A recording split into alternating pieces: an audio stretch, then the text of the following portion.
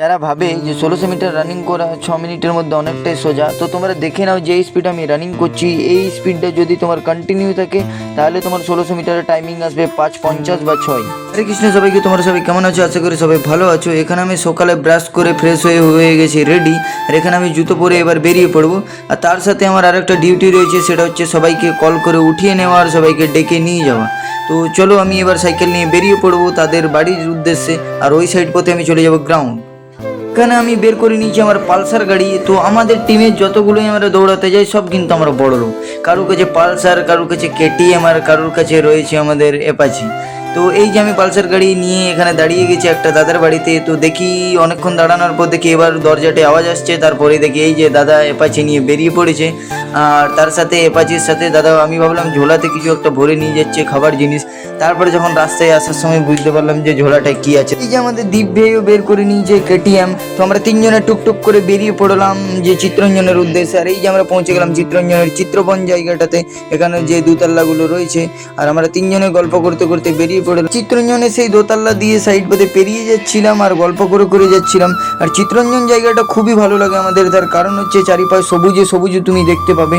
আর এই যে দেখতে পাচ্ছ এই যে গাছগুলো, এগুলোতে এখন পাতাগুলো সব ঝরে যায় আর নতুন পাতা বের হয়, আর সেই টাইমটা অনেক বেশি সুন্দর লাগে আমাদের চিত্তরঞ্জনটা। আর এই যে গাছগুলো দেখতে পাচ্ছ পুরো সবুজে সবুজ, আর জায়গাটাও আমাদের পুরো চিত্তরঞ্জনটা সবুজে সবুজ, কোনো পলিউশন নেই, কিচ্ছু নেই। আর তারপরেই আমরা পৌঁছে গেলাম গ্রাউন্ডের একদমই কাছাকাছি। রাস্তায় যেতে যেতে নজরে পড়ে যে এখানে একটা দাদা ডাকু মঙ্গল সিং এর মতো মুখ চোখ সব কিছু বেঁধে আর রাস্তায় যাচ্ছে আমাদের সাথেই। তারপরে আমি গ্রাউন্ড পৌঁছে গেলাম, পৌঁছানোর পর ওয়ার্কআউট করে দিলাম স্টার্ট। আর ওয়ার্কআউট কমপ্লিট হয়ে গেলে আমরা একটু হেঁটে নিই 2 রাউন্ড মতো, আর তারপরে আমরা স্টার্ট করে দিই রানিং। তো এখানে আমার ওয়ার্কআউট হয়ে গেল কমপ্লিট। ছিলাম তখনই দেখি পিছন দিক দিয়ে একটা ময়ূররূপী মানুষ একটা আওয়াজ বের করছে। এই ময়ূর বন্ধুর জন্য যদি তোমাদের ওইদিকে ময়ূরই পাওয়া যায় তো তোমরা কমেন্টে অবশ্যই জানিও। আমার ওয়ার্কআউট হয়ে গেল কমপ্লিট, এবার আমি করে দিলাম রানিং স্টার্ট। তো এই যে দেখতে পাচ্ছ গ্রাউন্ডটা, আর যে স্পিড আমি রানিং করছি, তো এই গ্রাউন্ডটা 6 রাউন্ড মারলে পরে 1600 মিটার হয়। তো যে স্পিড আমি রানিং করছি, এই স্পিডে যদি আমি রানিং করি তাহলে আমার কমসে কম 1600 মিটারের টাইমিং লাগবে 5:50 থেকে 6 অবধি। তো 1600 মিটার রানিং করা যারা অনেক বেশি সহজ ভাবো, মোটেও কিন্তু এতটা সহজ নয় 6 মিনিটের মধ্যে কমপ্লিট করা।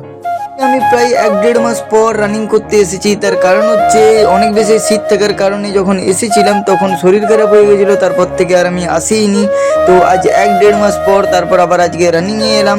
আর প্রথম দিন একটু হালকা করে রানিং করতে হয়, যার কারণ হচ্ছে প্রথম দিন যদি আমি অনেক বেশি রানিং করে দিই তাহলে কিন্তু শরীরে ব্যথা হয়ে যাবে, পায়ে ব্যথা হয়ে যাবে।